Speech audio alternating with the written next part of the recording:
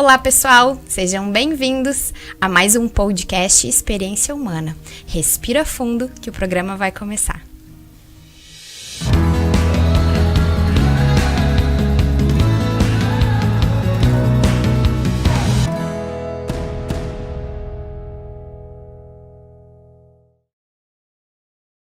Olá, pessoal! Então, hoje com mais um convidado para o nosso podcast. E eu vou apresentar ele do meu jeitinho, né? Sol em Áries, Lua em Áries e Ascendente em Câncer. Então, eu quero que vocês conheçam o nosso amigo, convidado, Rodrigo Marim. Bem-vindo, Rodrigo. Obrigado pelo convite.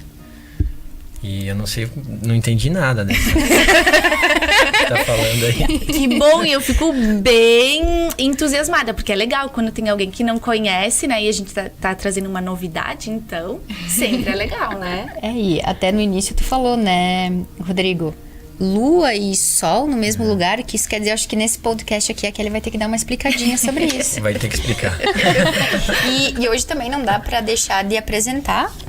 Tem uma viola aqui, né? Acho que hoje vai ter...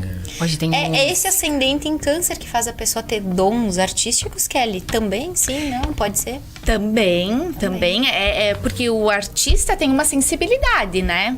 Então, tu também disse que é professor de filosofia. Sim, eu era professor de filosofia. Rodrigo, hoje não sou mais. Agora tá em stand-by. E que tal tu começar dizendo tudo que tu faz? Tudo que eu faço, vamos Isso lá, aí. Então, eu sou pai do Martim, né? O Martim tem 5 anos e... Bom, falar dele é falar da coisa mais importante, assim, né? E da minha vida, assim, né? Um filho, o dia que ele nasceu, enfim, né? Eu lembro até hoje, assim. Eu lembro que eu falei pra ele também, né? Quando eu peguei ele nos braços, eu disse... Bem-vindo aos mistérios do planeta, Martim. Que lindo. E então, sou pai do Martim, eu sou administrador, né? Eu sou sócio do meu irmão, do Posto Marim, lá de Cotiporã. Eu sou músico, eu escrevo algumas poesias, assim, no último ano. Algumas músicas e gosto de ainda estudar filosofia e um pouco de psicanálise, enfim, né? E também toco, né? Eu tenho uma dupla com a Jor, né? E a Jordana Giacomelli, que aí é mais modão, né? E essa coisa mais sertaneja. Mas que é um show muito legal. Lindo. Que a gente Beijo pra dança do início ao fim, é A verdade. Jor, que é uma artista que voz, né? Sim, a Jor foi um achado, assim, né? Porque eu venho do rock, né? Então, nós temos o trio também, né? Mas enfim, a minha história na música começa com o rock, né? Aí eu ouvia na época, com 8, 9 anos de idade, os discos do Michel e do Jefferson, né? Então chegava ali o Deep Purple, os Stones, os Beatles ali. E aí ficou essa memória afetiva do rock, né? E... Enfim, depois eu fiz um ano de faculdade de música, mudei um pouco a minha... Tu foi estudar música... Eu fui estudar, mas eu não terminei. Isso é uma coisa pra terminar. Mas aí voltando pra Jor, né? Senão vai ficar... E aí, um dia eu fui tocar num evento da prefeitura lá de... Como é que era o nome? De saúde mental, inclusive. Poxa, como é que eu vou esquecer? Primavera... Enfim, um evento da prefeitura lá de saúde mental. Lá da prefeitura. Lá da prefeitura de Cotiporã.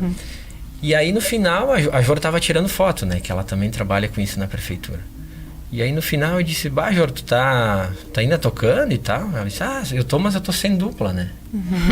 E eu do rock, sem conhecer nada Daquele mundo sertanejo, eu disse, então se quiser eu toco contigo, eu disse, né?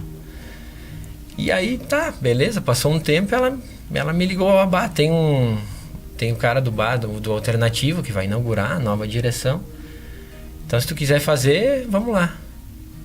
E aí, nesse período aí, em 30 dias, eu virei segundeiro, né? O que quer dizer segundeiro? Segundeiro é um músico pouquíssimo valorizado, assim. Ah, segundeiro é tipo arroz de segunda. É tipo segunda divisão. Segunda divisão. É o cara que faz a segunda voz nas duplas, né? Ah, Que é uma coisa muito difícil, assim, né? é um falsete, sei lá o quê. É uma voz de apoio, assim, né? Deixa eu ver como a gente entende, né? Entende pra caramba. E aí eu tive esses 30 dias aí, eu acho que foi 30, 40 dias pra tirar o repertório dela, assim. Que ela cantava, e mais nós colocamos algumas músicas que eu já tocava, um pouco mais MPB. E aí eu tava super cabreiro, porque ela é contralto, né? Que é um tipo de voz que não é tão aguda, assim. E a minha voz também não é muito aguda. Eu disse, como é que vai encaixar? Mas aí fechou, assim, né? A gente foi lindo, ensaiando lindo. e aí nós somos segundos primos, né? Então... Já ficou em família já mesmo. ficou aí. E é um projeto que eu gosto muito, né? E quando se junta, sai aquele barulho, né? Sim, Sensacional. É festão, né? Festão. Vou falar aqui dos nossos apoiadores e depois nós vamos contar como chegamos até você. Né? Tá bom, vamos lá. Então, os nossos apoiadores, né? Obrigada, porque sem vocês esse podcast não estaria no ar. Casas dos Condomínios, soluções em limpeza domésticas, automotivas e industriais. A Eleven Presentes, no centro de Veranópolis. Cheguei lá hoje. O que chegou de brinquedo lá? É Dia das Crianças. Tem um Dia das Crianças, né? Tem brinquedos lá na Eleven. Sândia Gabriela Micropigmentação, que cuida da minha sobrancelha. Um beijo pra Sândia. Posto Pôr do Sol, você abastece, troca o óleo, toma café, aproveita a promoção de cesta aditivada. Dia de podcast é dia de cesta aditivada no Posto Pôr do Sol. E é aqui Em Nova Prata. O Gabi do Colchão, representante Ecosete. Margusca, especializado na produção de necessaire, mochilas, sacolas da linha escolar e tudo personalizado, né? Com o logotipo da empresa aí. Sana Sintético, o futebol mais profissional. Transportadora Vexpress, a entrega que você precisa no tempo que você espera. Do nosso mano amado Léo. Um beijo, mano. Essência da Pele, o rosto que você merece, com cuidados especiais. A Fábio, um beijo. Ração, né? Loja de ração e produtos pet que era dia. Há 38 anos, oferecendo o melhor para os nossos pets. Um beijo pra Camila, pra Rossana. E aí, a primeira de nós que conheceu o Rodrigo fui eu, né? Muito tempo atrás. Lá nos anos 90, ele era pequenininho. Mas agora, esta estada adulto foi a Júlia, né? Sim. E na verdade foi uma apresentação, assim. Teve uma tarde que nós estava lá no posto, eu e o Géio, lá no posto Perac, que ainda o Géio trabalhava lá, e conversando com a Eme. E eu, Eme, a função da escola, tô pensando em que escola colocar. E nós começamos a entrar no assunto da pedagogia. E ele disse, olha, ela falou, meu cunhado tem uma escola em Caxias e tem muito esse olhar, né, dessa pedagogia livre, de perceber a criança como um indivíduo que é, com as suas habilidades. E assim a gente foi viajando, né, naquela ideia de como ter uma escola. E eu até pensava em abrir uma escola em Veranópolis naquela época. E ela disse, olha, meu cunhado vai vir pra cá e vocês podem se conhecer. Eu, ótimo, falar sobre isso é algo que a gente passa o tempo e nem percebe. E aí nós fomos tomar um chimarrão lá em casa, né? Sim. E isso fazem talvez 6 anos. Antes da pandemia, eu 6 anos já, nossa, que loucura. Acredito isso. que uns 6 anos. E aí foram horas, assim, conversando sobre essa forma pedagógica de ver, né? De como conduzir com as crianças que vem essa grande esperança de como vai ser o mundo no futuro e como a gente cuida deles e semeia neles algo bom, né? E então foi essa tarde, essa noite incrível que a gente teve juntos e depois a gente acabou se afastando, né? Sim. Mas eu acho que a ideia da pedagogia e dos filhos terem um bom caminho, acho que isso continua, né? Sim, continua. Bom, tu falou disso, né? Essa história da educação, assim, pra mim, ela já começa na escola mesmo, assim. Porque eu era um aluno, assim, com uma certa popularidade, né? Que que as pessoas vinham falar comigo e tal, né? Como referência, nesse Eu sentido. tinha essa popularidade, assim. Eu tinha cabelo comprido na época e tal, era... Que idade isso? Eu tinha 11, 12 anos, assim. E hoje tu tem? 36. 36. E aí eu já tocava, né? Já tocava violão e tal. E aí eu senti uma certa dificuldade, assim, de lidar com... Eu sentia isso como um pouco de assédio, assim, sabe? Todas essas pessoas indo falar comigo e tal. Era desconfortável. Era desconfortável na época. E aí na escola eu acabava me sentindo um pouco desconfortável, assim, de maneira geral. E os momentos que eu conseguia ficar mais sozinho, assim, era quando eu ia pra biblioteca, né? E, enfim, daí, né, eu tinha esses momentos porque também eu era uma criança que conseguia brincar dentro da minha cabeça, né? Quando eu tinha ali 7, 8 anos, eu ficava brincando dentro, né, comigo mesmo, assim. Muito curioso, pegando os livros dos meus irmãos ali e tal. Os desenhos, né? O meu irmão, o Jefferson, ele fazia desenhos, né? Na infância ele guardou, daí eu ia ler aquelas histórias, né? E aí como ele tem uma diferença de quase 10 anos, né? Comigo, ficou como essa coisa de alimentar o animalzinho meu ali, né? Então, ia vindo, né? As leituras que ele estava fazendo, o que ele estava ouvindo, né? Se baseava nele. Uma influência direta desse mano. Exato. Pela diferença de idade, foi uma figura paterna, assim, bem importante, assim. E agora tem que linkar com a pergunta. Tem que lembrar a pergunta. E enquanto tu vai linkando com essa pergunta, teu mano escreveu, né? Quem estiver assistindo aí, o mano do Rodrigo, Jefferson Marim, foi professor da UX, inclusive, né? Sim. Professor da UX do Direito. Fez trabalhos, escreveu livros, então ele já tinha esse olhar que tá lá no DNA desse sistema aí, né? Sim, enquanto ele estava construindo esse olhar, assim, o início desse olhar, no período que ele começou aí a estudar de verdade ali, eu estava em casa, eu era criança, né? Então isso foi uma certa... Essa influência foi direta, né, assim. E na música foi um negócio absurdo, assim, né? Porque as minhas referências da época, né? Que até hoje são minhas, né? O Raul, o Belchior, os Beatles, né? Chegou aí através dessa troca de ideias. E aí quando eu chegava na escola, salvo alguns episódios, né? Eu lembro da Prof. Adri tocando violão para nós e tal. Que a gente esquece de agradecer, obrigado, prof, né? Por tocar violão, né? E às vezes vem essa lembrança porque um professor tocando violão, ele permite a pessoa se imaginar tocando também, né? E enfim, a escola não tinha tantos espaços artísticos assim, né? Porque por causa do modelo tradicional, né? Que é aquela coisa, né? 40 alunos sentados ali, turma de 35, 40 alunos. E o professor tentando dar conta, né? E que já tinha dado uma modernizada, porque não tinha mais palmatória, né? Já. Ou ficar no canto com o chapéuzinho. A minha época já era uma época mais moderada. Já tinha assim. dado uma aliviada. Né? E aí dentro da escola eu senti um pouco de estranheza, assim. E muito por experiências minhas também, né? Enfim, né? E aí no ensino médio eu continuei, assim, me sentindo um pouco estranho, sem muito... saber o que fazer, assim, eu não me enxergava numa profissão, assim, sabe? E aí o que acontece? O Jefferson me deu de presente o Mundo de Sofia, né? Que é o livro, é um romance da história, é um romance com a história da filosofia por trás, sendo contado, assim.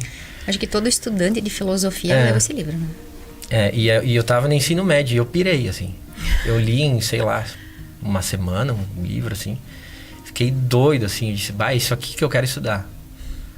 E aí eu só conseguia me enxergar na filosofia, né? E aí, enfim, aí eu chego na faculdade de filosofia com uma expectativa, assim, né, de mudança. Imagina todas as leituras, né? Ele estava na época da militância política dele e tal, então... sei lá, com 12 anos ele estava me apresentando Gandhi, né? Umas coisas assim. Sim.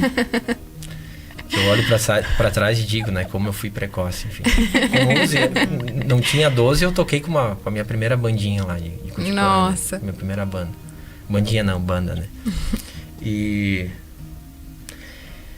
então eu chego na filosofia assim com essa visão do ensino tradicional, aquelas incomodações, né, da adolescência, assim, bem forte, assim, com uma precocidade, assim, né, um cara que começou a sair muito cedo e tal.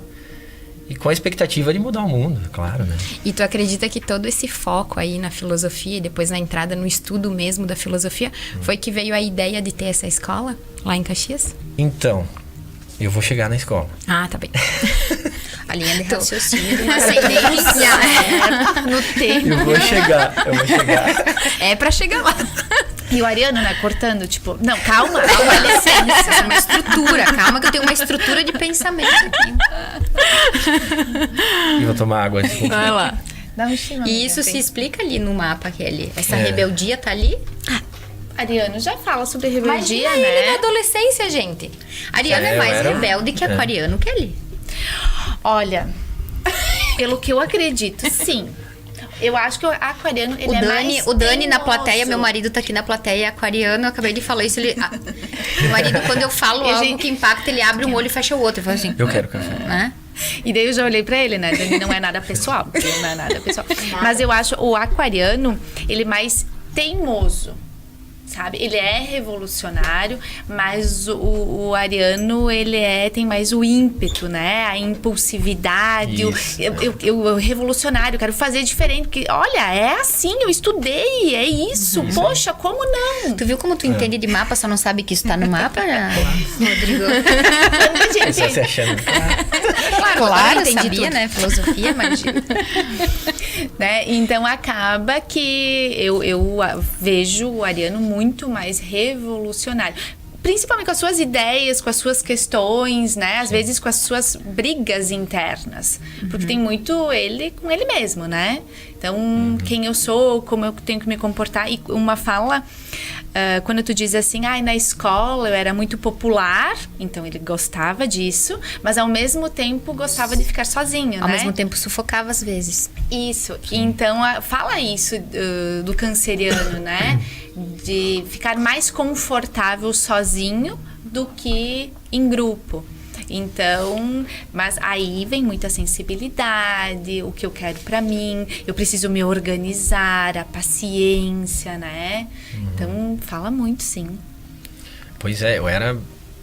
Nas atitudes, assim, a minha rebeldia era do tipo de fazer as coisas contrariamente, assim, né? As expectativas que eram criadas, assim.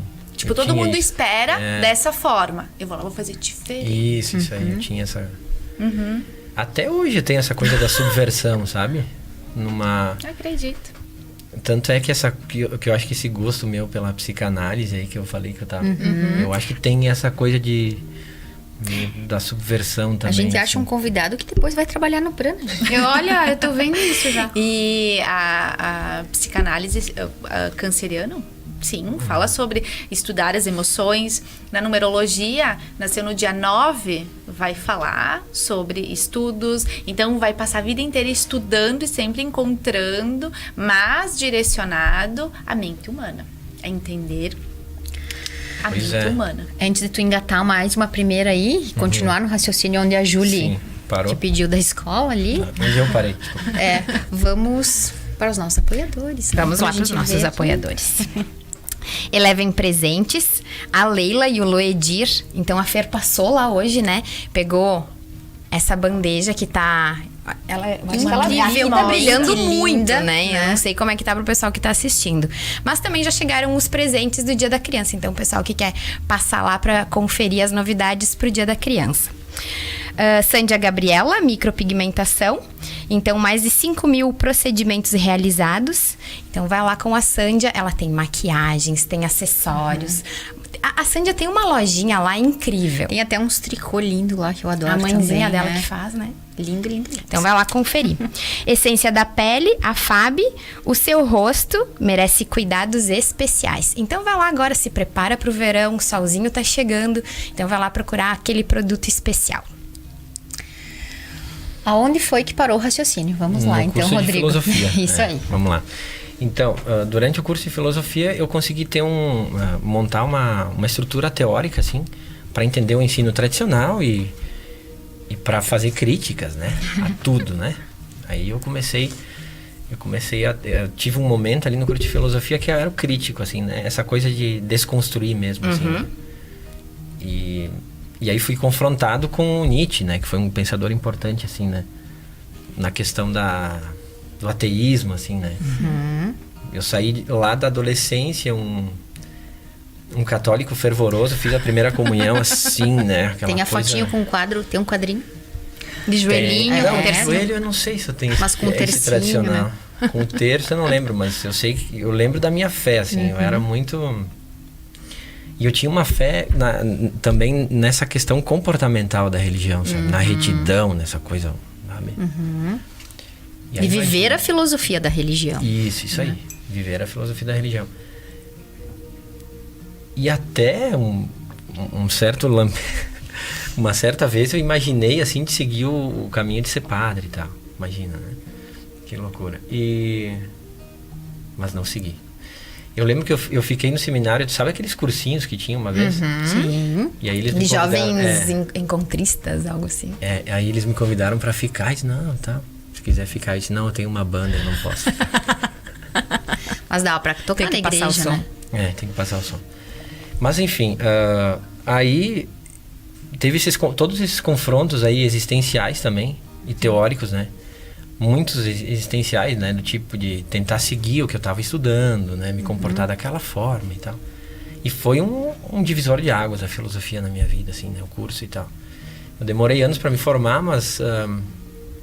e eu fiz uma parte do curso de filosofia na Itália, né? Que Eu legal. morei em Verona um ano.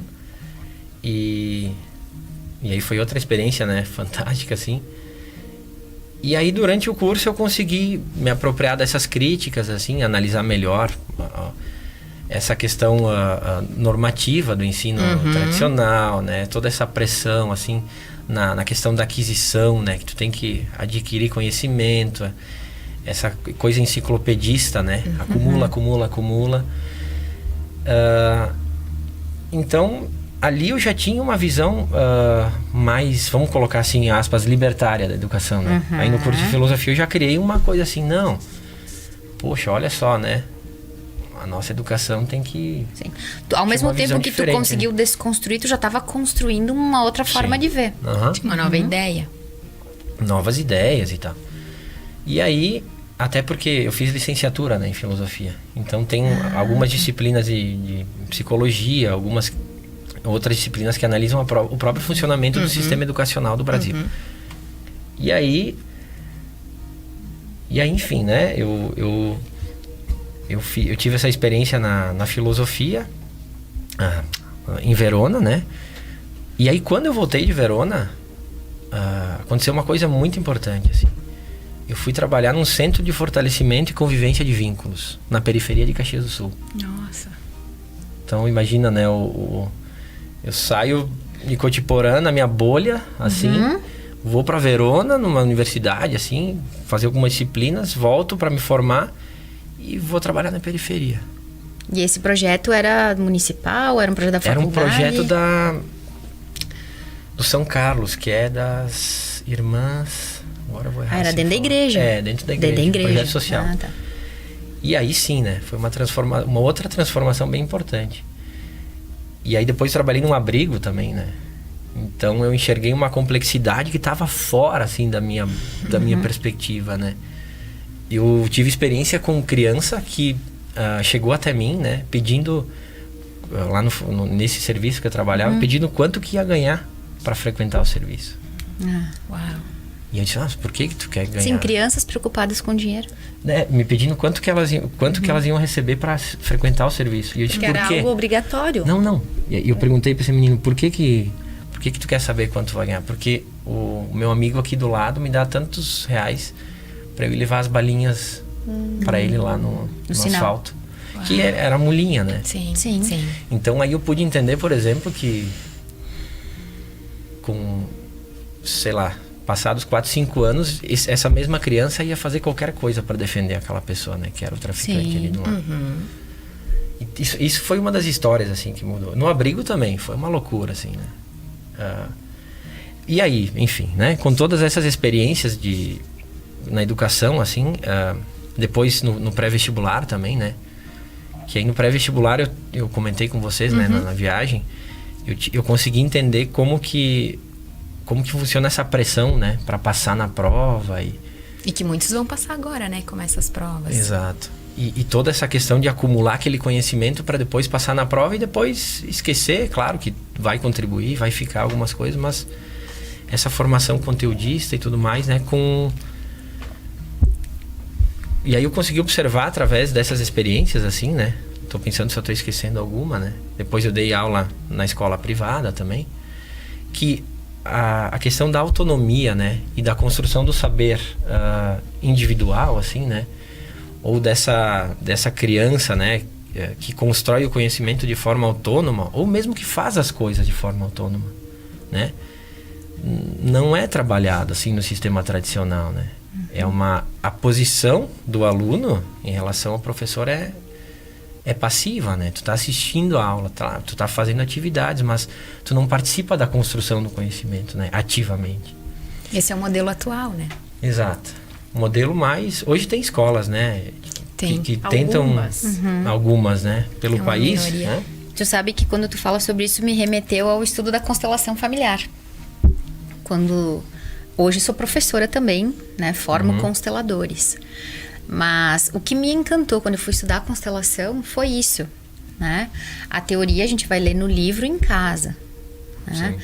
Mas as aulas de constelação, elas são vivenciais, né? Eu vou olhar lá para um representante do conflito, vou olhar para o representante do meu pai, representante da minha mãe, e vou vivenciar a teoria que o Bert Hellinger percebeu, né? No campo morfogenético. E assim é que a gente aprende, né? Eu vivendo aquela teoria que eu vou ler no livro em casa, né? Tanto que nas formações em constelação, o que for original Hellinger, né? Que seguir o método da ciência do Hellinger, não tem anotações, né? Não tem papel, não tem caneta. O livro tu vai ler em casa. O Hellinger tem mais de 100 livros, né? Mas nas vivências nós apenas vivenciamos a teoria. Né? Na prática. E aí agora que tu falou isso me remeteu. Sim, é uma coisa que hoje, claro, eu percebo com a terapia, assim, né? Na terapia eu percebi com mais intensidade isso também, né? Que o campo teórico, ele ajuda, assim, né? Quando eu estava na filosofia, eu pensava que lendo os livros eu ia curar os meus traumas, os meus problemas e tal. Só isso. Sim, eu tinha essa absurda ideia. E acreditei por muito tempo nisso. E foi bom eu ter acreditado nisso. Porque eu consegui criar uma base teórica assim, para hoje colorir as minhas vivências terapêuticas de uma maneira... De uma outra maneira, né? Sim. Então... Sim, porque quando tu experiencia algo que tu tá sentindo ou visualizando, tu vai dizer, tu tem o cara, registro Platão teórico. falou isso. Era isso que o Nietzsche queria dizer naquela frase. Exato. É sentir, eu brinco assim na terapia, que às vezes eu tô sentindo os autores agora. Tu sabe que tem uma frase do Bert Hellinger que fala, o essencial é simples. E ótimo, né? A gente tá aqui, tá pensando... Aí tu vai parar, ok, o que é essencial nesse momento, né? E aí, eu fui fazer uma formação em abril desse ano, uma formação em renascimento, né? Onde nós fizemos, através de uma respiração, voltamos para as nossos registros que são celulares, que são intrauterinos, onde nós não teríamos, né, o cognitivo. Não teríamos o uso dos 5 sentidos, né? Quando a gente está no útero. Então, através da terapia do renascimento, a gente começa a discernir as experiências, né? O que é uma experiência celular, do que vem da genética do pai e da mãe, né? E aquilo que é nosso enquanto indivíduo. E aí, o meu professor do renascimento falou assim, respiração é algo essencial, urgente e para sempre. E aí tu para pensar, quando uma pessoa acidentada ou não tá passando bem no hospital, que qualquer pessoa vai fazer antes, um médico antes de qualquer coisa tem que estabilizar a respiração. A pessoa tem que estar respirando. E aí pensa, quando eu cheguei lá no Renascimento, a frase que chegou foi essa frase do Hellinger, o essencial é simples. E nós nos perdemos nos conflitos e nas coisas, né? Sim. Em tanta coisa que é o supérfluo, né? Quando a Sim. gente para pensar que o essencial é simples. E aí, talvez isso, quando tu conhece a teoria e tu te permite perceber da onde esse cara tirou isso.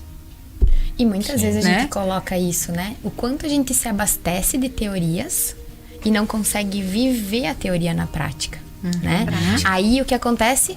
Não se torna algo com propriedade, né? Eu consigo passar os meus exemplos para os outros quando eu consigo ter a teoria, ter vivido ela no meu corpo e assim passar para as outras pessoas. Talvez né? seja a diferença entre conhecimento e sabedoria, né? Eu acho que dá pra Dá pra dar uma divagada Dá pra sobre dar uma isso. devagada sobre isso. Inclusive, te ouvindo falar, eu lembro do prazer, assim, que eu, dando aula, que eu sentia em justamente brincar com essa retórica, né? Com esse conhecimento todo, assim. Criar situações, criar casos que muitas vezes não tinha nada a ver, assim, com o que eu era e... Porque é possível fazer isso, né? A nossa mente é incrível. Eu lembro que é difícil não falar do meu irmão, né? Do Jefferson, porque eu tinha, sei lá, muitos debates com eles, assim, né? Com ele nesse sentido, assim, teóricos e retóricos principalmente, né? Porque a retórica, né, dele era impressionante. Mas dá pra fazer isso e eu acho que dá pra falar sobre essa questão da sabedoria, sabe? Eu não sei, sabe? Eu sou meio preciosista, né, nesses termos, né? Antes de usar, fico pensando muito e tal. Mas a sabedoria, sim, ela é diferente da aquisição, assim. O saber viver, né? O saber viver é... Sim, porque o conhecimento que nós temos que tomar 35 ml de água para cada quilograma do corpo, todo mundo sabe, né? Tem Sim. que tomar água. Qualquer profissional da saúde que tu vai faz. Mas aí tu toma, né? Sim. Essa é a diferença. Hora de apoiadores. Comigo. Vamos lá, então. Casa dos Condomínios, soluções em limpezas domésticas, automotivas, industriais, lá com o Paulo, com a ele, sempre uma dica esperta também. Quando a gente tem uma manchinha que a gente não consegue tirar da roupa, sabe? Isso já aconteceu Ou do também. tapete, ou do sofá, ele sempre tem um Ele produto. sempre tem uma dica super especial. Margusca, especializado na produção de necessaire, mochilas, sacolas, linha escolar, esportiva e de viagens personalizadas. Transportadora Vexpress, lá com o Léo e a Angie, né? Frete expresso de Casca a Caxias. Brigadão aos nossos apoiadores. Ai, gente, esqueci do Gabi dos Colchões. O Gabi! Mas, então, com muito mais ênfase agora, né? Foi de propósito, né? Foi, total. Isso aqui tá tudo Programado. tudo programado. Então, Gabi dos Colchões, né? O representante autorizado da Eco 7. Então, liga lá pro Gabi. Muito bem. Seguimos na montagem. Seguimos na Montagem montagem. do Onde estava a raciocínio. montagem? Na época em que tu começou, então, a dar aula, Sim. né? E Então, quando eu comecei a dar aula, eu percebi que como essas situações de pressão sobre os alunos faziam mal, sabe, para os alunos, assim. E também olhando para minha criação, né? Eu acho que eu fui entender isso também na terapia, né? Essa criação da mama que a gente tem, né?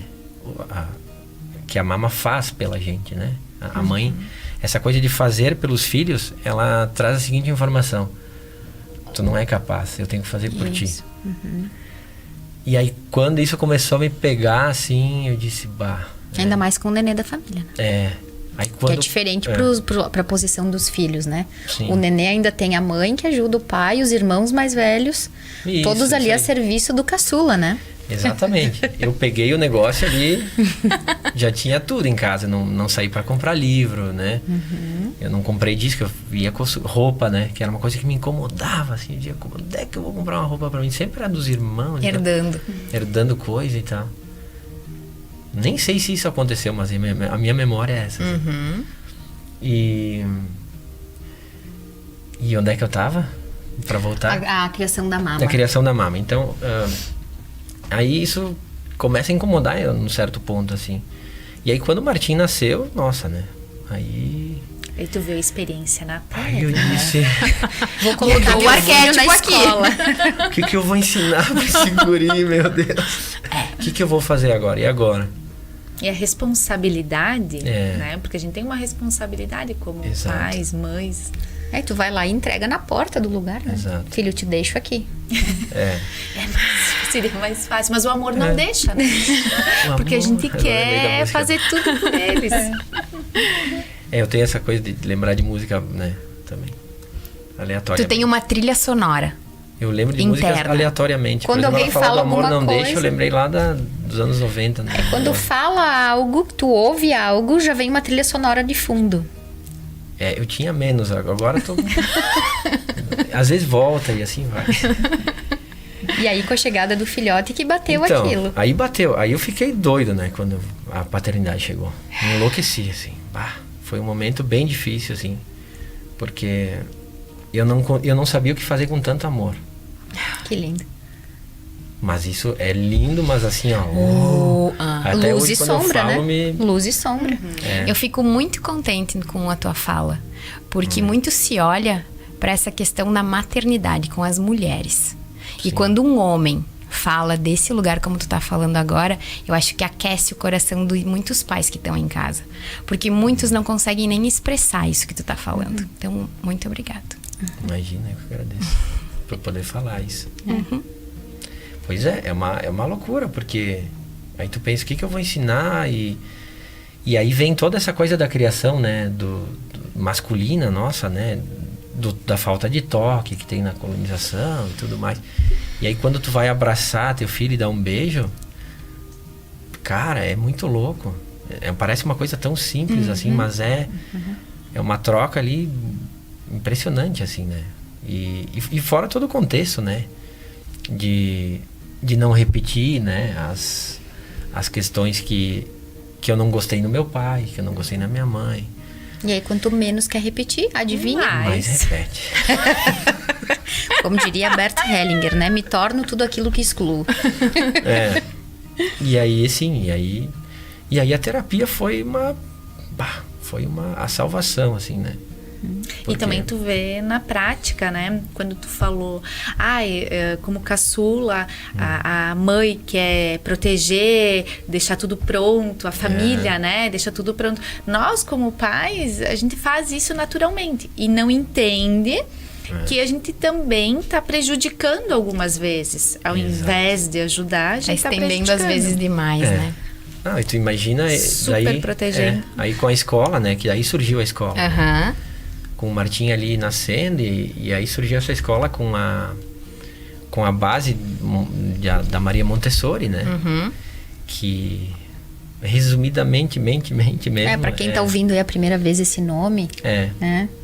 Tem uma frase que resume um pouco assim, que é: não faça pela criança, né, o que ela pode fazer por ela mesma, né?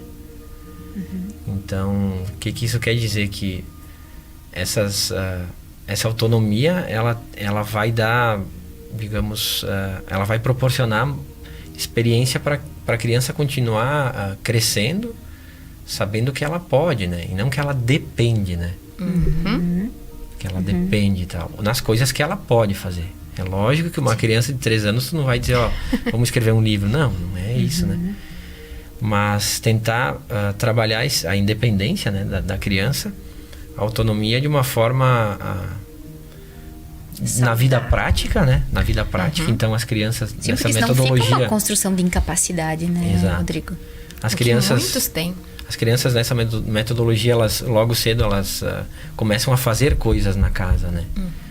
Limpar e fazer, cuidar Ajudar as das tarefas coisas dela. possíveis. Isso, exatamente. Porque aí tu cria... Sim, onde é seguro, né? E onde o tutor consegue também conduzir, né? Sim, exato. É uma pedagogia de crianças livres. Uma vez a Julie falou, é uma pedagogia de educar os pais, para que as crianças Sim. possam ser livres. Bom, aí o ponto, aí o perigo mora, porque tu imagina com essa criação que eu tive, assim, da mama, e aí chegar e tentar mudar isso com o Martim. O consciente, mas o inconsciente não permite. Meu Deus. Tá, quando eu vi, eu já tinha feito, assim. Até hoje eu vejo coisas, não, ele sabe. Às vezes ele me diz, né, pai, isso aqui eu sei fazer. A Aí Bela eu olho da e me Júlia sinto fala, horrível, ela diz pra assim. mim, tia Fefê, eu se viro. Ela diz, eu se viro. Eu se viro, mamãe.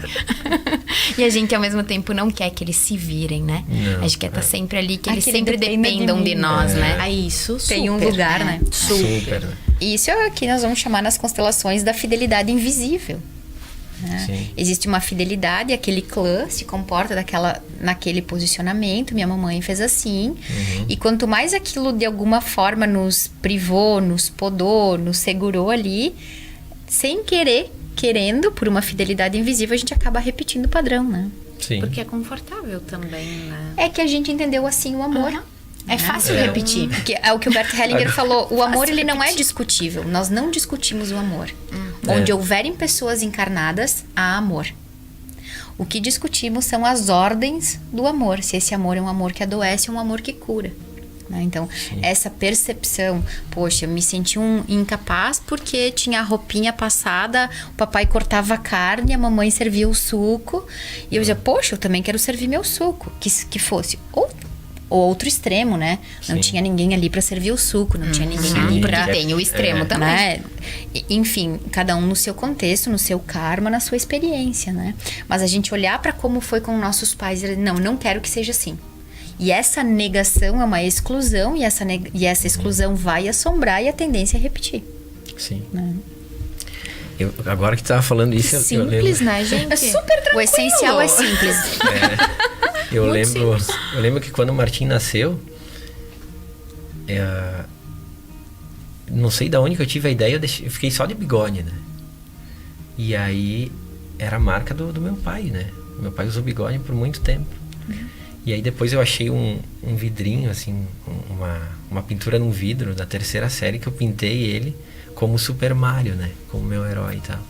Que lindo. E de bigode, né? Então foi esse movimento, paternidade, chegou e eu registrei isso aí. Como é inconsciente, né? Pai usa bigode. É. É. E aí comecei a repetir, né? Repetir os comportamentos, assim, do meu pai. É Então, muito louco esse negócio. Eles bem vivem em doido. nós, né? Sim. Eles vivem em nós e essa é a dinâmica. Só vou pedir, eu também não conheço o pouco que a Julie, através do contato contigo e com outras escolas que a Julie frequentou dessa pedagogia livre. Sim. Explica aí para quem estiver assistindo e daqui a pouco sentir um chamado de olhar para isso. Esse método Montessori, como Montessori, Montessori. Maria Montessori era uma... explica um pouquinho sobre... Uma mulher, né, italiana, né, que foi uma das primeiras mulheres a se formar em medicina na Itália. E ela estudou psiquiatria e ela começou o trabalho dela com as crianças que eram excluídas do processo educacional Crianças, tradicional. como se fossem crianças problemas. Crianças não boas. Tá. Mais ou menos. E aí ela começou a trabalhar de uma forma diferente, né? Dando possibilidade para essas crianças trabalharem de forma autônoma, assim, deixando elas construir as coisas e fazer as coisas.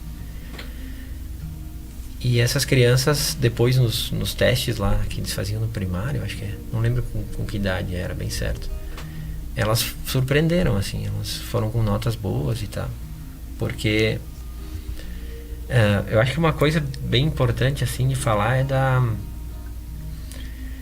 que hoje eu vejo também isso na terapia, né? Que é dessa permissão que cada sujeito se dá, assim, né? Da permissão de tu fazer as coisas, assim, né? Porque quando tu tá num lugar de dependência, assim, né? Tu estabiliza, né? Sim, tu fica à mercê. Tu não é provocado, ou tu não é incentivado a agir de uma maneira autônoma. E quando tu tem um espaço, que é essa ideia da Maria Montessori, quando tu tem esse espaço para agir e para desenvolver essas, vamos chamar de habilidades, enfim, tu vai acreditando mais em ti mesmo, né? Criando autoconfiança. Acreditando um pouco mais. E aí tu vai, esse acreditar um pouco mais em si mesmo vai criando autorizações, né?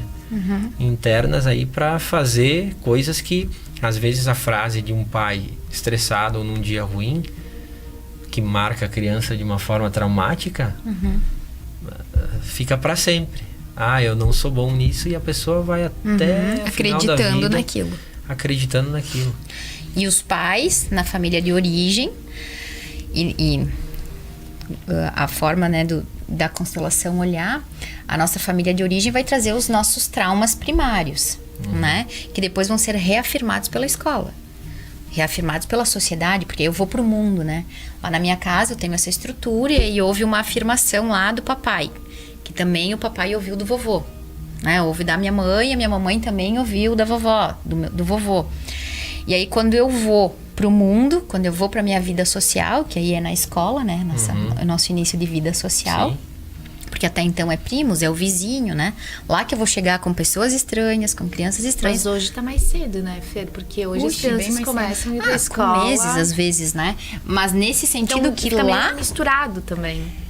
Daí já a gente vai numa outra concepção de ego, que a gente pode fazer um programa só sobre ego, então, né? Pra gente falar desse movimento e do que o Hellinger chamou, legal tu falar sobre isso, do movimento interrompido precoce, né? Em direção à mãe e o pai. Quando é esse afastamento antes dos 2 anos de idade, né? Mas também, aí a gente tem trabalho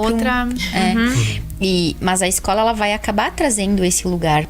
E aí, se lá em casa já tenho a roupa dobradinha, a não necessidade, na escola ainda tu não pode manifestar o teu dom, né? As tuas habilidades. Sempre lembrando, né, pessoal que tá assistindo, Deus não joga dados. Não nascemos na família errada. Tudo está a serviço, tudo está a serviço de algo maior. Existe um inconsciente coletivo, o campo morfogenético de todos os seres. Mas quando a gente começa a olhar para isso, quando a gente olha para isso, a gente começa a mudar nossas concepções internas, a gente já começou a construir um futuro diferente. Né? Quando a gente já muda internamente a nossa concepção de ver, isso já é uma mudança de frequência, né? Sim.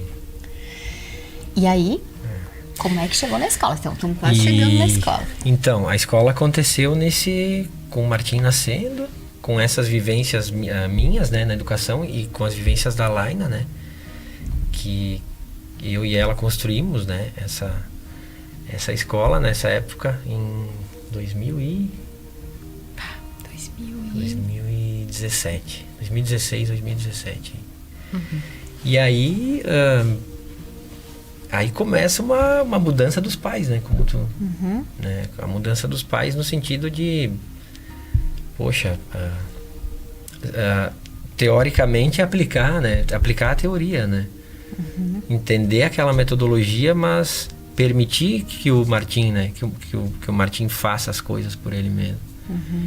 E permitir que ele se frustre com isso, né? Que ele tenha as frustrações dele. Faz parte. Permitir que ele fique triste, né? Em alguns momentos. Eu acho que uma das coisas mais difíceis para mim como pai é aceitar a tristeza do Martim, assim. Assim, ok, eu já venho aceitando isso, mas assim dói, né? Uxi. Ver um filho triste, assim, ou sofrendo é sempre um desafio, assim. Para mim e tem que existir, né? Sim. Tem que existir, eles não vão quebrar. Parte, né? Não vão quebrar. Eles não são de vidro, né? Aquela toda história, eles têm que passar por isso para desenvolver a capacidade de enfrentar essas coisas. Só se aprende a levantar caindo, né? Mas assistir as cenas e viver as dinâmicas é um teste enorme. Sim. Na gente do que neles, eu acho. É enorme. Sim. Os filhos, né? E até porque a nossa geração tem consciência disso. Que os nossos pais não tinham essa consciência, porque eles também não foram ensinados a olhar para as emoções. Nem saber que tá triste, tem que trabalhar. Agora tu falou. Tu já precisa sair de casa, já precisa... São outras formas de ver. A nossa geração hoje, com toda a tecnologia que tem, com máquinas que lavam roupas, né, com máquinas que aquecem a casa, é possível a gente olhar para a emoção, que para o antepassado não foi. Né? Então também é um outro contexto. E aí também nós preparamos essa geração para lidar diferente com a próxima. Tu falou numa questão das emoções, né? Talvez isso seja uma grande diferença, assim, da geração que está surgindo, assim, em relação a dos nossos pais, né, dos meus pais, e da minha geração também, né? Poder olhar cedo para as emoções. Né? Porque eu mesmo, assim, fora essa questão masculina, né? De não... Sim, homem não chora. toda essa Isso coisa aí é frescura. de fazer terapia. Por que tá fazendo terapia, né? Aguenta aí. Isso aí é mimimi, aquelas coisas. E aí tu descobre que é o contrário, né? Só passando por aqui tu fica mais forte, né? Exatamente. E então tem isso, assim, essa questão das emoções. E fora isso, né? Que no processo educacional fica... Explícito, né? Rodrigo, só, tipo, essa escola que vocês montaram, ela como funciona? Como é o funcionamento dela? Então, ela tem até uma certa idade, a criança fica nessa escola, ou é como a normal? Que... É uma escola contraturno, não? É uma escola que é de 1 ano e meio até os 6, né? E aí é dividido por grupos do 1 ano e meio ali até os 13 e pouquinho, e dos 13 e pouquinho até os 6 ali. Até os 5,11, né? Sim. Tem essa divisão por turma. Dentro de um espaço, né? Numa casa, enfim, né? Tem uma valorização da vida prática, né? A Montessori é muito ligado à vida prática. Então, eles têm a pia, né? Tudo menor ali, na altura deles. Na altura deles, eles têm as atividades domésticas ali, né? Tudo na altura deles, as mesas também são menores, né? Para eles conseguirem manipular desde cedo aí os alimentos, participar diretamente dessas atividades do lar, assim, né? De vivência com os pais. E aí, quando eles começam a fazer isso na escola, eles começam a fazer isso em casa, né? Claro. Então, os pais... É um choque, assim. Também, pra mim, foi uma cena, assim, que eu nunca vou esquecer. Foi a primeira vez que eu vi o Martim cortando um pedaço de pão, assim. Com faca? Eu fiquei assim... Ele vai se cortar. Esse dedo. Quase virei o rosto, porque... Ele tinha quantos anos? Ele tinha 13 e pouquinho, eu acho. Se tu para pra pensar, uma criança de 13 anos com uma faquinha de serra... Daí, tá claro, tu pega óbvio, a faquinha não vai sem ter a serra ponta, toda, não vai estar com né? o fio tão... Mas daí, na canhotinha aí, ali, né? E aí, são essas coisas que... Porque a teoria é linda, né? Mas, assim, praticar isso, dar essa autonomia... E olhar sem interferir. Olhar pra uma criança, assim... E tu foi o mentor da escola, né? Detalhe. Lembrando esse detalhe. Sim. Lembrando esse detalhe que eu tô implantando isso, meu filho tá ali com uma faquinha de serra. Exatamente. Tu não te arrependeu? Não, porque assim, ó, o outro lado é muito gratificante, assim. Tipo, ver ele hoje querendo organizar, me pedindo organização, sabe? Ai, que lindo. Né? Pai, tu organiza melhor isso e tal, sabe? É uma... E tem uma visão ampla. E sem se falar que os filhos ensinam a gente em muitas questões. Eu sempre digo, respeitando, claro, a todos a questão de escolher ter filhos ou não, mas eu acredito que a gente chega a uma certa idade, se a gente não tiver filhos, a gente se torna obsoleto. Sim, porque tem que se reinventar, né? Exato.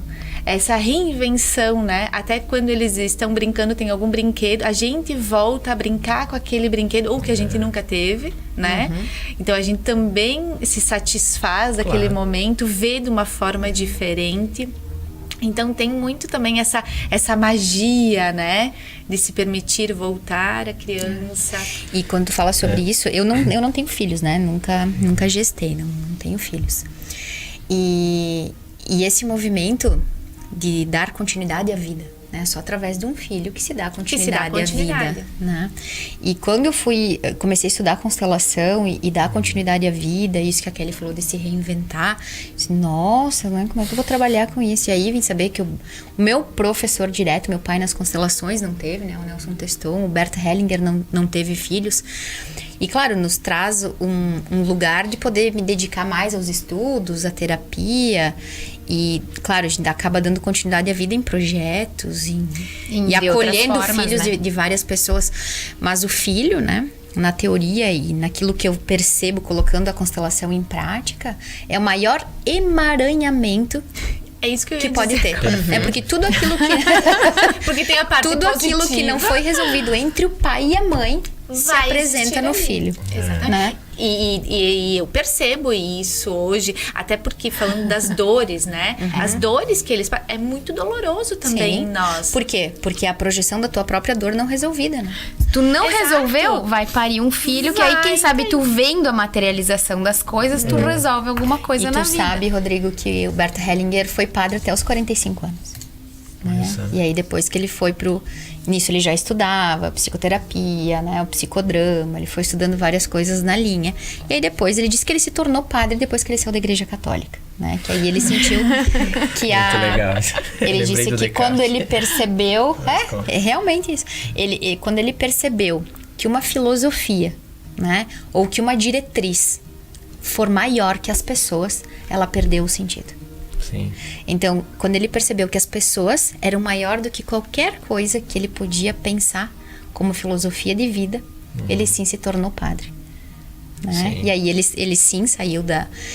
E aí ele trouxe, aí quando a Kelly falou sobre isso, me veio agora de compartilhar contigo, antes de nós falar dos apoiadores aí, que a produção já tá mostrando pra nós que tá no horário. Quando é interpretada na Bíblia, e como tu estudou e olhou para isso muito tempo, um só corpo e uma só carne, quando há a união de um casal, Sim. né, se tornam um só corpo, se tornam uma só carne. Isso é um filho, né? Porque o casal se separa, mas o pai e a mãe jamais, né? O pai e a mãe sempre vão viver em nós. Então a união desse casal é um só corpo e uma só carne, de tudo aquilo que foi bom ou ruim na história, vai se apresentar no filho, né? E aí sim, quando tu vê a dor dele, que muitas vezes são dor do teu inconsciente, que vem lá do pai, do vô e de tantos homens do sistema, do teu próprio sistema e do sistema dos homens de 36 anos nesta época do planeta, né? Então vamos lá, os nossos agradecimentos, os nossos apoiadores, o Posto Pôr do Sol. Você abastece, troca o óleo, toma um café e aproveita a promoção da cesta aditivada. Toda sexta você abastece seu carro por menos. Aqui em Nova Prata, então, Porto Sol, lá em Vera, o Postinho. Sana Sintético, maridão da nossa Kelly aí, né? Presente neste evento. Um abraço, Sana, por apoiar aí o seu futebol mais profissional e lugar para happy hour lá, né? Também. Não é só futebol, lugar para fazer jantinha com os amigos. A diversão é garantida lá no Sana. E loja de ração e produtos pet Queradia, há 38 anos oferecendo o melhor para os nossos pets. Em Veranópolis, com atendimento para toda a região. Camila, Rossana, um beijo, obrigada. Seguimos na parte final desse podcast, que parece que durou 10 minutos. Espero que pro pessoal em casa também, né? Tem que fazer parte 2, eu acho. Parte 2. Agora a gente chegou no momento das terapias, Tá. né? E que tu pode fazer a pergunta, porque o pessoal de casa deve ter essa pergunta, porque eu também tenho essa pergunta. Já nosso segundo convidado que vem com Lua e Sol. no mesmo signo. Ah, eu tenho que fazer a pergunta. O que é isso? O que é isso? Vamos lá. O que é isso, né? Que Deixa é eu abrir lua aqui, e né? Sol no mesmo signo? Então, Lua são as nossas emoções. Desculpa a decoração, não vai me dizer que eu sou teimoso, que isso da família todo mundo diz que eu sou teimoso. Isso aí já vem da genética. Então eles já leram teu mapa, tá tudo certo. Então tu já sabe tudo sobre o mapa. Não, tô brincando. O que acontece? Claro, pra te entender mais a fundo, a gente teria que falar sobre a casa, né? Sobre, mas são vários aspectos. Uma sessão de que umas 2 horas, né? Tipo, daí faz aspecto com Saturno, Urano, né? Então é um trilhão de coisa. Mas falando, a Lua fala sobre a nossa mãe, sobre as nossas emoções, né? Estando numa casa da filosofia, estando em Áries. Então são aspectos que vão remeter assim nessa personalidade, como eu lido com essas emoções. Às vezes eu quero olhar para elas, às vezes não quero olhar. Então, com esse aspecto em Áries, existe uma divergência, né, entre ser, sentir. Então às vezes tem uma briga entre isso, mas tem muito assunto, é só uma palhinha, tá? É algo... E eu vou Só um seguir, pouquinho. a gente também, nós também nos questionamos aqui, né, durante o podcast. Kelly, quando as pessoas têm, pra quem tá assistindo aí, o signo da gente é onde nós temos no mapa astral posicionado o Sol, Certo? né? Então, onde o Sol tá lá, vai ser o signo Vai que ser eu o sou. signo. Quando nós temos o Sol e a Lua na mesma casa, isso independente aí do que for. Que informação isso traz? Porque quando eu penso Sol, né, penso a luz, penso o dia. Quando fogo. penso Lua, penso noite, frio, Escolhimento. escuro, acolhimento. Então, ter o Sol e a Lua no mesmo signo. Que é a conjunção, a gente fala. Conjunção. Tem em uma palavra, conjunção. Rodrigo, pra... Eu poderia dizer que eu sou ariano ao quadrado? Então, De dia e de noite ele poderia ser. porque o que Não. acontece? Os 3 principais aspectos primeiros, né? Os primordiais são o Sol, a Lua e o ascendente, tá? Então, isso já fala muito sobre a nossa personalidade. Então, quando a gente tem esse conjunto, o Sol e a Lua, então, energeticamente a gente fala sobre o pai e a mãe, né? Essa conjunção, estar muito ligado, ter uma energia muito parecida, porque está na mesma casa, está no mesmo signo. Então, é como se estivesse aí não conseguindo diferenciar. Entende? Uma energia de outra, né? Porque elas estão conjuntas. E às vezes, na astrologia se fala muito quando existe essa conjunção com o Sol é calor, né? O Sol, imagina estar perto do Sol, existe também uma queimação. Então, às vezes, eu não me permito sentir algo. Entende? É como se... Parece que sim. Entendo bem. Nossa, como isso eu entendo. Ele materializa a experiência. Exato. Então, claro, como eu disse, existem muitas informações só nesse aspecto. E existem outros tantos, mas essa conjunção pode haver também essa queimação, que seria um aspecto, não é negativo, mas é Desafiador. É algo desafiador. É algo desafiador. Miga, e como ele teve o processo de morar numa cidade, morar em outro país, retornar, esses movimentos, olhando para o mapa, ele também mudou. Quando a gente faz o mapa no lugar onde a gente está morando, Sim. ele tem uma informação. Quando a Sim. gente muda de lugar, amanhã eu vou morar em outro país. Lá vai ser outro mapa, vai ter outra interpretação, porque muda. Muda, até porque todo ano a gente nasce, é o nosso mapa natal. Então, é Isso pra não vai mudar, toda né? a vida, isso não muda. Mas todo ano a gente faz a revolução solar, certo? O mapa do então, ano. Que é o mapa do ano. E acaba que toda vez a gente tem que colocar onde eu vou passar o meu aniversário. Entende? Então, por exemplo, vou passar em Nova Prata. Então, o meu mapa vai estar com a configuração Dessa de região. Nova Prata, essa região. Então, isso também vai alterar todo o meu mapa. Vão ter energias, dispositivos aí para mim ter esse entendimento que eu vou também levar para todo ano. E no ano seguinte, novo mapa, né? Então, vão tendo energias diferentes. Então, claro, o Rodrigo tem esse mapa, esse aspecto de Natal, nascimento. Mas durante os anos vão mudando, né? As configurações, né? Tu tem, por exemplo, esse ano, tu tem ascendente, se eu não me engano, é em Capricórnio. Então, muda o ascendente também. Mudam vários aspectos, né? Então, a gente vai... Porque, claro, não somos concretados nisso, né? Nós não somos esse mutáveis. signo, né? Não E isso é lindo, que é uma das mensagens que o nosso podcast quer passar, né? Sobre, vou ler horóscopo, não acredito em nada disso. Não. Quando a gente generaliza, né? Acontece isso. Quando nós conseguimos entender que sim, estamos todos humanos, estamos na experiência humana, mas que cada um de nós tem um DNA.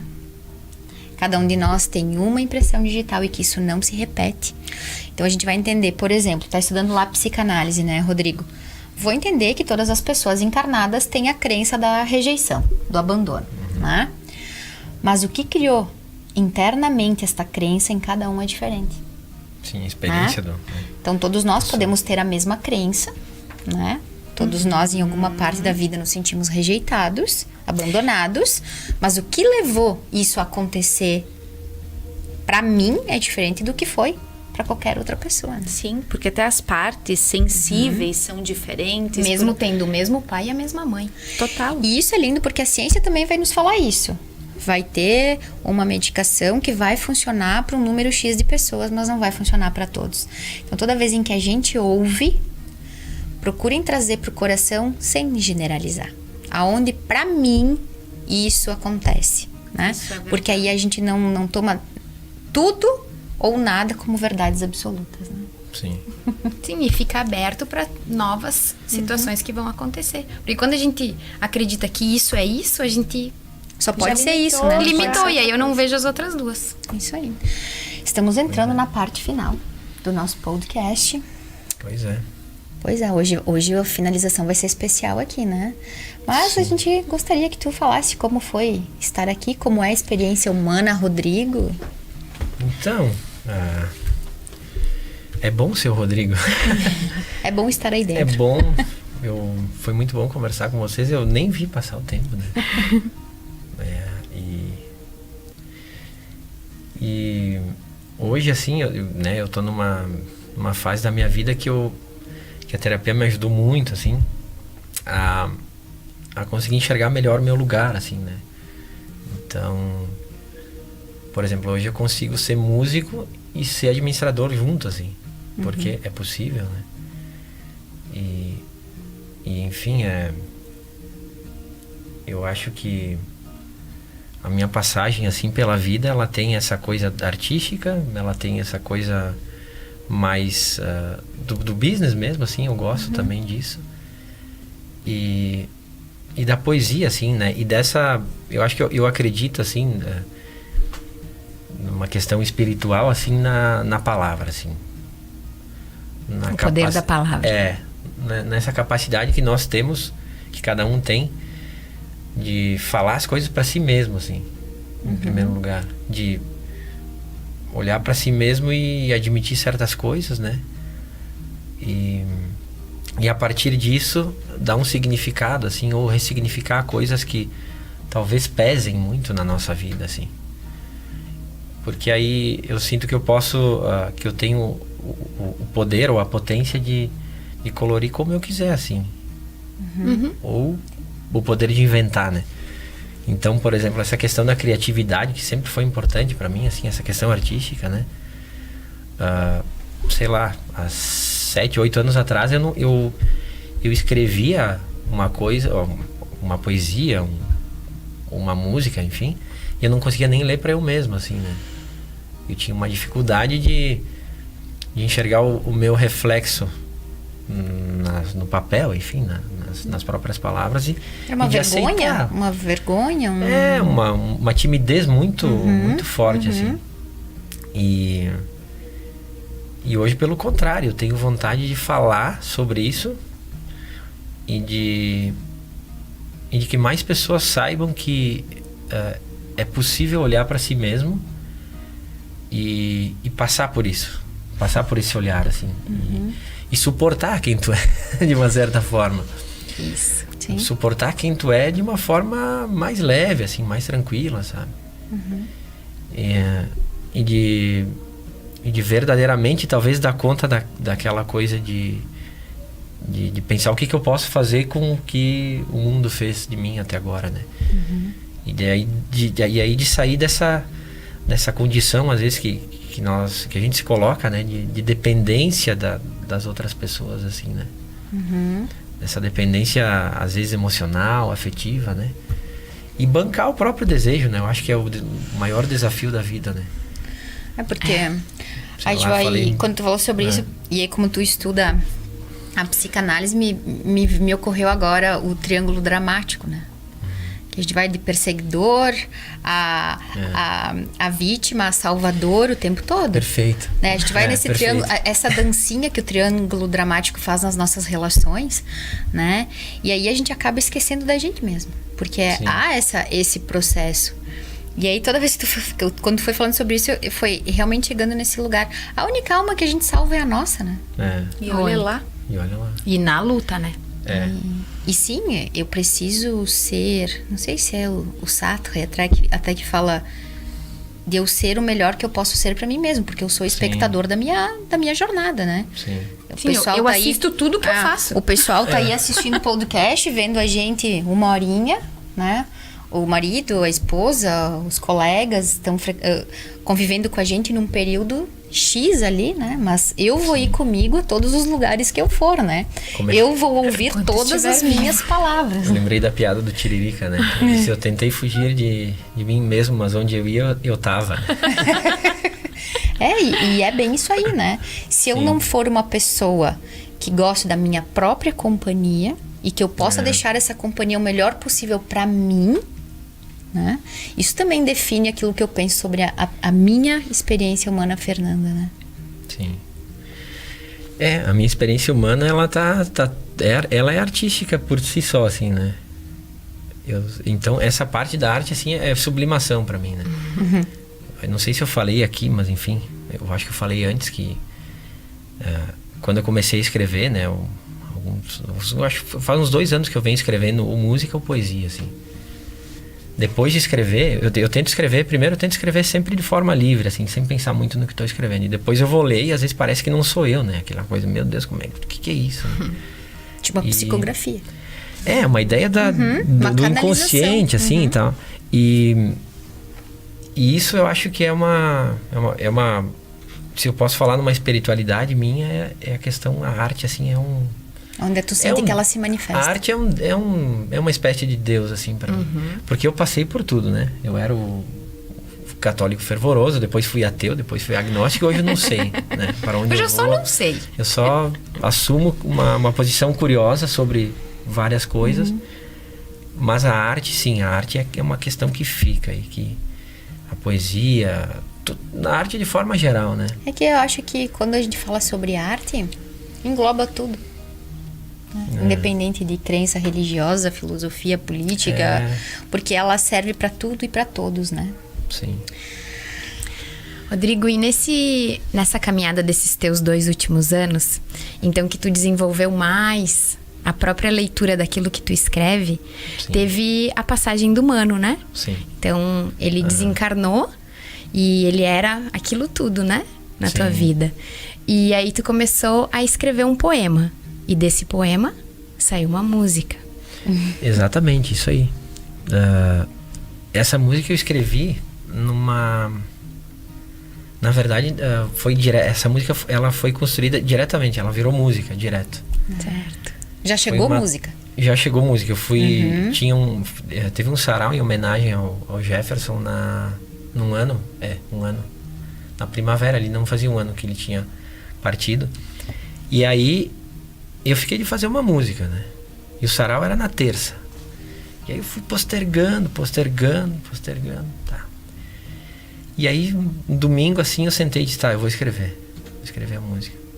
Aí eu criei uma harmonia aí, antes, e aí eu pensei no que eu queria dizer pra ele, assim, e aí surgiu essa música, o nome dela é Reminiscências do Tempo, né? Tu vê que é de alguém que passou pela filosofia, né? Quando reminiscência, eu fiquei tentando pensar se eu conhecia essa palavra. Eu acho que eu não conheço. Eu acho que eu nunca tinha ouvido falar também. Reminiscência é uma coisa que o Platão, ele chama de... quando tu lembra de algo que tu já sabia. Que já estava ali, sabe? Que tu pode fazer milhares de associações e interpretações, né? Reminiscência. É um pouco uma lembrança, assim, do que... E aí, enfim, eu escrevi essa música, né, pra ele. Depois eu toquei nesse sarau. Agora eu lembro que eu toquei nesse sarau essa música. Mas claro, agora ela tá numa outra versão. E aí depois que eu terminei de escrever essa música, eu tive uma sensação de paz, assim, de conseguir falar, né, pra ele, assim, o que eu quis falar depois, né, da partida dele. Claro que eu falei também em vida, mas é como se no final todo mundo, né, eu gosto de falar sobre a música, enfim, né, no final eu digo, deixa voar nas reminiscências do tempo e caia no maior sossego que a cabeça possa imaginar. Ou seja, fique tranquilo que vai de boa. Apesar da tua partida, eu dou conta da tua partida, né? E fazer uma homenagem para ele, que foi, né, na vida de muitas pessoas, né? Porque ele era professor e ele escrevia e... Nós fizemos o lançamento de um livro dele lá na Lá na confraria. livraria. Uma Mas- pessoa ótima pra sentar e conversar. Muito, muito legal. E aí eu falo, né, um pouco das coisas que ele fez, né, e desse amor que fica e que nunca morre, né? Então... Sim, é a matéria que termina, né? Exato. Ele continua vivo dentro de ti, dentro de tantos alunos e dos livros. livros. E de cada Exatamente. pessoa que... Todos nós, né? Cada um Sim. do seu lugar. Que lindo. Kelly, algumas considerações? Porque hoje a finalização é em grande estilo aqui. É a música. Eu ia com dizer, arte. né? Vai ter essa grande finalização. Tenho para dizer, te agradecer, Rodrigo, né, por vir partilhar a tua história, né? E eu acho que e participar da nossa experiência humana, né, agregando e entendendo essa questão, o que mais também me aguçava é a questão da escola, porque a gente sempre Sim. pensou, né, num modelo diferente. Então, só agradecer. Imagina. Muito show a tua história. Eu que agradeço. Foi muito bom conversar com vocês e o astral é muito bom. Que E bom. ansiosa pra música, né? Pois é, né? E olha só, enquanto tu vai te ajeitando aí, Vamos lá, então. quem quiser pode contratar a Jor e o verdade. Rodrigo para fazer acústico. Jordana. E nós assistimos no aniversário da Juju. Um beijo, Ana Júlia. Né? Nós vimos o show de vocês lá no aniversário da Ana Júlia. Ah, é verdade, Nós tocamos. tivemos o prazer de assistir lá. Sim, foi muito legal aquele aniversário todo. E aí tem as redes sociais, rodrigo.marim, e a Jor deve estar a Jordana Giacomelli. A Jordana é que faz toda mas a vai coisa, né? É procurar aí. rodrigo.marim.5076. 5056. Eu acho que é isso. E aí para contratar para shows acústicos, Fala né? com a Jor. Ela que é o comercial. Ela depois passa por mim, não. Sim, porque eu dou aval, né? Então, Não, mas pode falar com a Jordana pra, enfim, para contratar para bares, eventos, enfim. Nós agora vamos tocar num casamento também, dia 15 de olha só, outubro, que então vamos delícia. ter essa experiência. E quem quiser também falar sobre filosofia e filosofar pelo mundo, pode ir lá no posto também, né? Claro, Conversar, tomar tomar um um café. café. eu acho sem que nós vamos ter dúvida. que ter um Lá no projeto Posto no Marinho Prana, Cotiporã. né? De talvez café filosófico. Já existe um, mas podemos fazer um no Prana. Pronto. Bah, Que sou tu acha? parceiro demais. Bota aí embaixo se concorda, se faria parte desse projeto que eu acho que vai Café vingar, com hein? filosofia. Eu quase nem gosto de falar, né? A gente também não. Mas Que enfim, delícia. Muito obrigada por ter aceito o nosso convite. tem o Big Trio também. Não tô esquecendo Ah, do o Big Trio. Trio. O Big Trio. Daí O é Big rock. Trio daí é Trio rock. é rock, pop e tudo mais. Legal. Vamos ver Que se eu delícia. consigo... Te encontra Será uma que vai ficar posição. boa a captação aqui? Vamos ver se tá boa a captação do som, produção, Jeff, aí dá um. Tá, vamos lá. Ótimo, então sinal que tá tudo certo. Então vamos lá. Faz tempo que eu não toco essa música, tá? Vou tocar da forma que eu consigo aqui. Então, o pessoal de casa Enquanto que tá eu vou nos começar a tocar, escutando, estar numa que tá posição nos confortável assistindo, aí. eu peço que se conecte com essa letra, com essa melodia e que só deixe o coração aberto. Vamos lá, então. Então, o nome da música é Reminiscências do Tempo e ela foi feita pro meu irmão, o Jefferson Marim.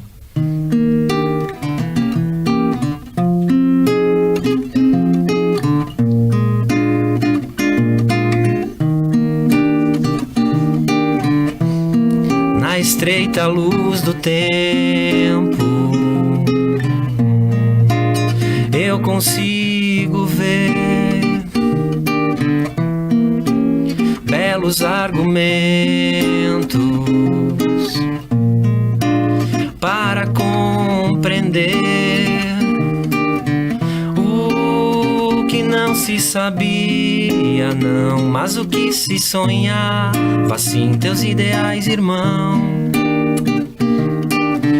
Passos largos e cabelo ao vento, ombros que atravessaram a rua, nessas andanças pelo pago, pintando a vida com ternura. Existe aqui dentro de mim,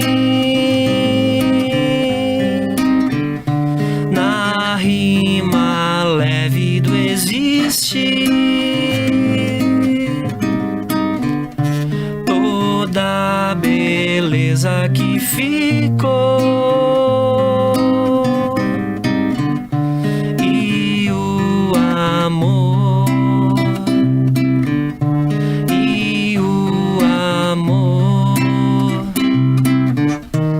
tu saberias me explicar e questionar o que eu já sei. E eu voltaria a perguntar pra ver por onde você iria. Deixa voar nas reminiscências do tempo e caia no maior sossego que a cabeça possa imaginar. Deixa voar nas reminiscências do tempo e caia no maior sossego que a cabeça possa imaginar. Existe aqui dentro de mim, na rima leve do existir, toda a beleza que ficou. Opa! E o amor, e o amor. Aê! Lindo. Muito obrigada. Obrigada Imagina. por compartilhar isso conosco. Eu que agradeço, gente. Obrigado. Muito obrigada, então, a todos que ficaram conectados ao 6º episódio, né? Chegamos na metade aí da nossa caminhada com o podcast Experiência Humana. Obrigada, Rodrigo, gurias. Obrigado. Tchau, pessoal. Até Até mais. a próxima. Até.